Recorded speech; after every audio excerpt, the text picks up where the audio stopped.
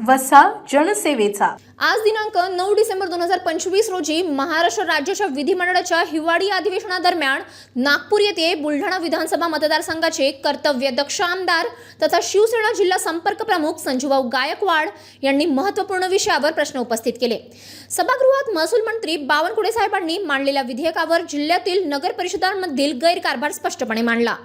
पूर्वी लेआउटमध्ये निर्धारित केलेली ओपन स्पेस 1 रुपयाच्या करारनाम्यावर नगरपालिकेकडे हस्तांतरित करायची होती, मात्र अनेक ठिकाणी हे हस्तांतरण न झाल्याने त्या जागेचा 7/12 मूळ मालकांच्याच नावावर राहिला आणि पुढे त्या जागांवर नव्याने लेआउट टाकून प्लॉट विक्री केली गेली। नगरपालिकांनीही गुंठेवारी कायद्याचा आधार घेत ओपन स्पेस गुंठेवारीमध्ये बसवून काही भागांमध्ये कमर्शियल परवानग्या दिल्या। भास्करराव जाधव साहेबांनी मांडलेल्या सेक्शन 37 संदर्भातील मुद्द्यांसोबतच प्लेग्राऊंड व शाळांच्या जागेवर राज्य शासनाचा एकमेव अधिकार असल्याचे स्पष्ट केले। शासनाची भूमिका म्हणजे या मूळ आरक्षणांना हात न लावणे, परंतु काही शहरांमध्ये मुख्याधिकाऱ्यांनी प्लेग्राऊंडच्या जागांवर थेट NA टाकून घर बांधण्यास परवानग्या दिल्या, त्यावर आजही कामे सुरू आहेत।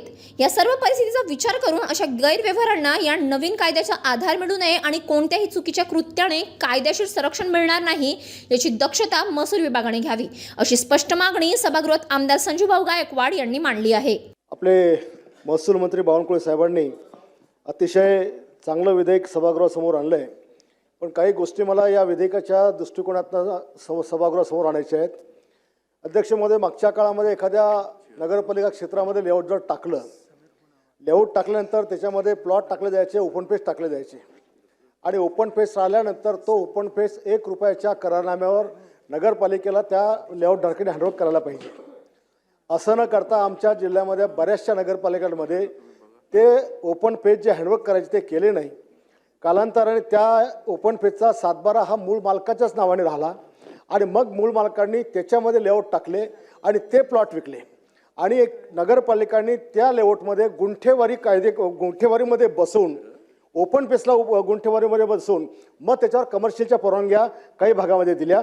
तर अशा प्रकारे या कायद्याचा म्हणजे गैरफायदा या लोकांनी अशा प्रकारच्या जर घेतला तर याचा फायदा काही होणार नाही।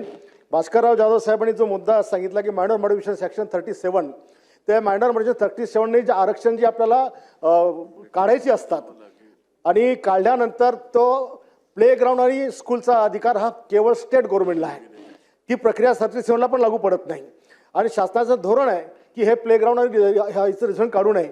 पण काही शहरांमध्ये प्लेग्राऊंडच्या जागेवर मुख्याधिकाऱ्यांनी डायरेक्ट NA करून टाकलेत, घरं बांधलीत, परवानग्या पण त्यांना दिल्या, आजही ती घर त्या ठिकाणी कामं चालू आहेत। तर माझं एवढंच म्हणणं आहे की अशा प्रकारच्या या कायद्यामुळे अशा लोकांना फायदा पोहोचणार नाही, अशा प्रकारची काळजी आमच्या महसूल मंत्र्यांनी घ्यावी, एवढंच मला माझे 2 मुद्दे सुचवायचे। सिटी न्यूज बातम्या व जाहिरातीकरिता संपर्क मोबाईल क्रमांक 9822 72 0784।